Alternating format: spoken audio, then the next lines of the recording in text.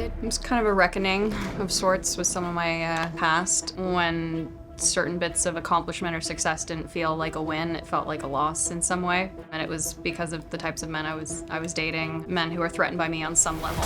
And it was that juxtaposition where I felt that I wanted to put that on screen.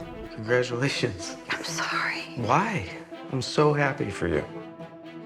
Okay? I felt like the character of Emily was a rising star in the world of finance, so I was really looking for an actor who was also a rising star, and Phoebe had that coming off of Bridgerton, and she hadn't done anything in film, so that was very exciting to me. But I watched Bridgerton, and there were certain qualities that she had that I just knew was right for the character. I assure you, I'm quite capable of deciding the bounds of my own propriety.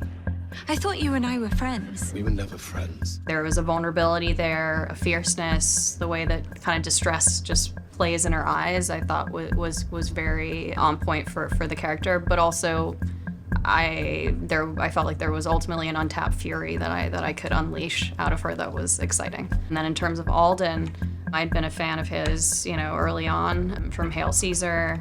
And but really it was when I met with him that I knew that he was the perfect guy for the job. I mean, he's an incredibly confident man who's very comfortable in his own skin, and I felt like that was really important because I knew that he would be able to go to those levels and those places of insecurity because of his confidence. You're pathetic. What'd you say to me? Can I buy you another? Now that you're making more money than me.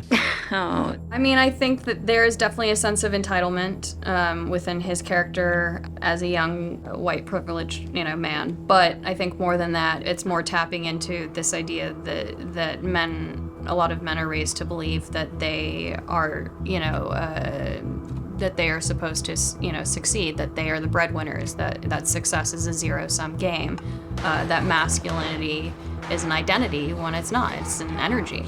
And I think that all those things that were instilled in Luke and men like Luke, this is a systemic societal problem that creates these ideas in their heads, and when they don't amount to these things that they've been raised to believe that they will amount to, they're made to feel like failures. And in many ways, I feel like these ideas are setting them up to fail. I don't particularly blame him for having those feelings. I definitely judge him for what he does with those feelings at a certain point in the film. But I do think that it's calling attention to the way that we are, as a society with these gender roles and how we raise young girls and young boys.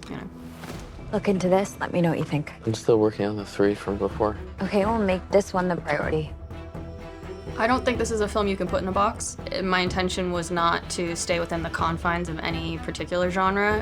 Yes, the film has elements of an erotic thriller. Yes, the film has elements of a psychological thriller, of a relationship drama.